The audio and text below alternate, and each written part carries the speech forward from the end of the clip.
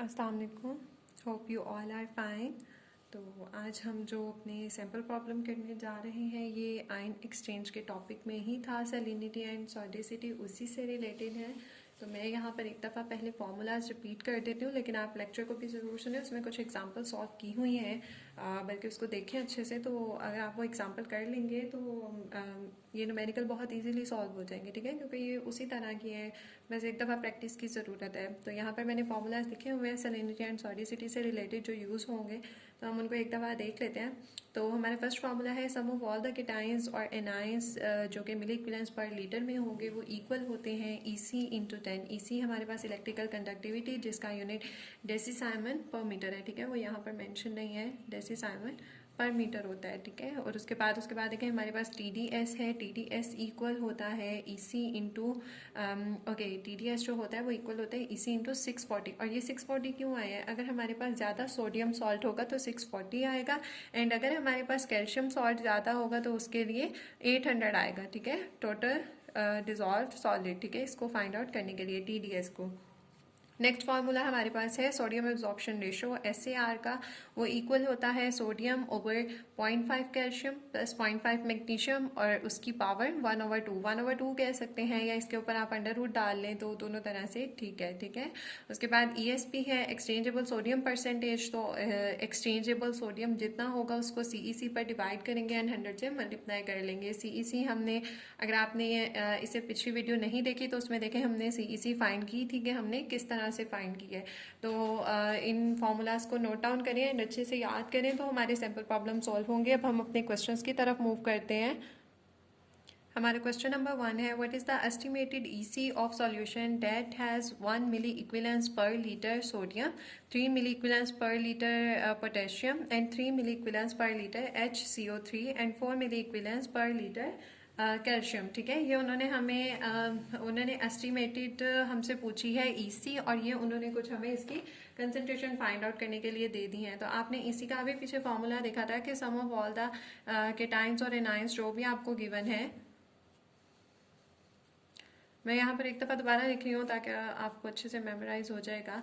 वो हमारे पास होता है इलेक्ट्रिकल कंडक्टिविटी इंटू 10, ठीक है। अब आप देखें आपके पास केटाइन की अलग अलग दी हुई हैं, तो सिग्मा का मतलब इन सब का प्लस सम लेना है हमने, तो हम इन सबको प्लस कर लेते हैं। 1 + 3 + 3 + 4, ओके, 1 2 3 4, ठीक है, ये हमने लिख ली। और EC हमने फाइंड आउट करनी है, और साथ ये हमारे पास 10 हो जाएगा। इन वैल्यूज़ को आप प्लस कर लें, 6 7 8 9 10, ये आपके पास 11 हो जाएगा। 11 इज इक्वल EC इंटू 10।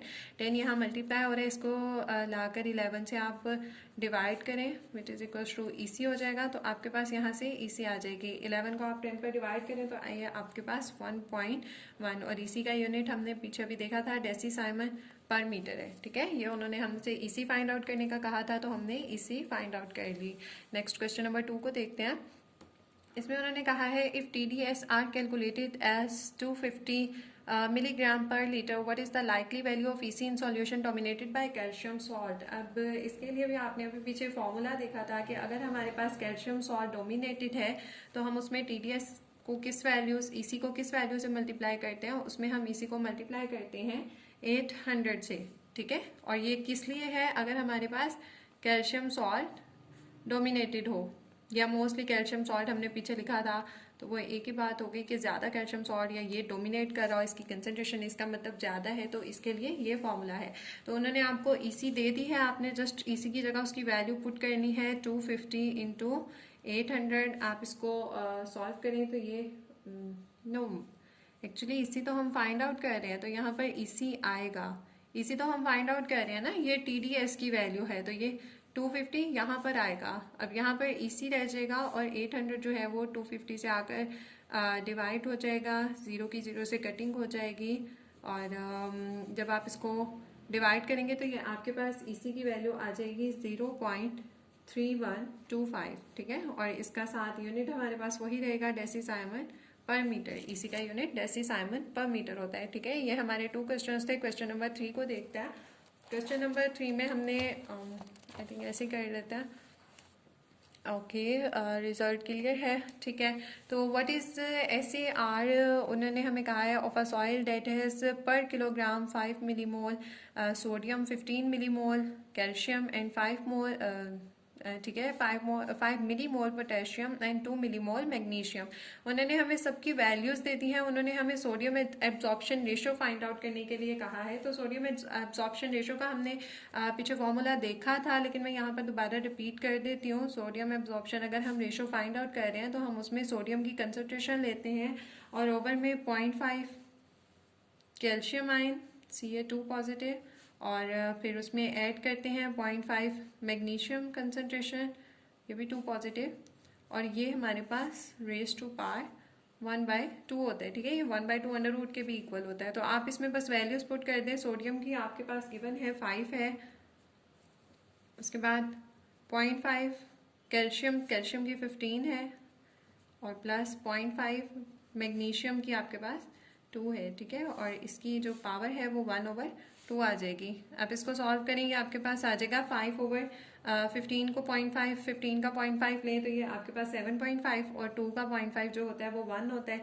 इन दोनों को, इस सारे को सॉल्व करेंगे तो आपके पास आ जाएगा 8.5, और उसकी पावर 1/2। इसकी पावर ले लें 1/2, या आप इसका अंडर रूट ले लें, ठीक है। इसको चाहे आप ऐसे लिख लें या चाहे आप इसको ऐसे लिख लें, 5/√8.5, ठीक है। दोनों तरह से एक ही बात है।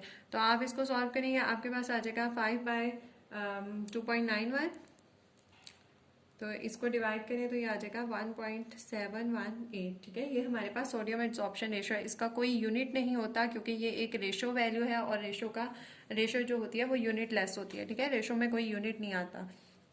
क्वेश्चन नंबर 4 जो है वो मैंने यहाँ पर सॉल्व नहीं किया, बिकॉज उसमें कुछ भी सॉल्व नहीं होना। उसमें उन्होंने जस्ट हमें एक क्राइटेरिया दिया है, कुछ वैल्यूज दी हैं, और उन्होंने बताया आप बताएंगे ये सॉइल की कौन सी टाइप है, ठीक है। जैसे हर सॉइल के लिए कोई ना कोई क्राइटेरिया होता है कि इसकी इसी इतने परसेंट, मतलब इतने परसेंट से ज़्यादा या कम होगी तो ये वाली सॉइल होगी, नॉर्मल होगी, सेलाइन होगी या सेलाइन सॉडिक होगी, किस तरह की सॉइल होगी, ठीक है। तो वो मैंने सॉल्व नहीं किया, बिकॉज उसमें सिर्फ आपने टेबल से मैच करना है कि जो आपको वैल्यूज दी हुई हैं वो किस सॉइल की हैं, किस टाइप की सॉइल के लिए हैं। तो जस्ट आपने देखकर बता देना है। आंसर मैं क्वेश्चन नंबर 4 का आपको बता देती हूँ। क्वेश्चन नंबर 4 का आंसर है सेलाइन सॉडिक सॉइल, ठीक है। तो वो आप उसको खुद देखें टेबल में, एंड अगर नहीं समझ आ रहा तो फिर आप कमेंट सेक्शन में मेंशन करें, मैं उसको एक्सप्लेन कर दूंगी कि वो किस तरह है। क्वेश्चन नंबर 5 सॉल्व करने वाला है, इसको हम देख लेते हैं। इसमें उन्होंने कहा है what is the ESP exchangeable sodium percentage, ठीक है। ESP एक्सचेंजेबल सोडियम परसेंटेज है of a soil that has 10, 5 and 3 C mole per kg calcium, magnesium and sodium respectively. Is this a sodic soil.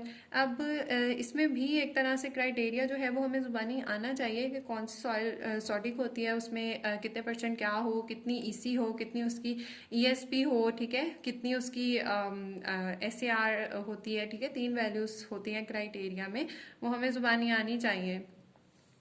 Okay तो हम सबसे पहले इसकी exchangeable sodium percentage find out करेंगे। तो हम इसमें क्या लेते होते हैं, इसका फॉर्मूला फर्स्ट पर हमने देखा था, लेकिन यहाँ पर एक बार रिपीट कर लेते हैं। ESP जो होता है वो एक्सचेंजेबल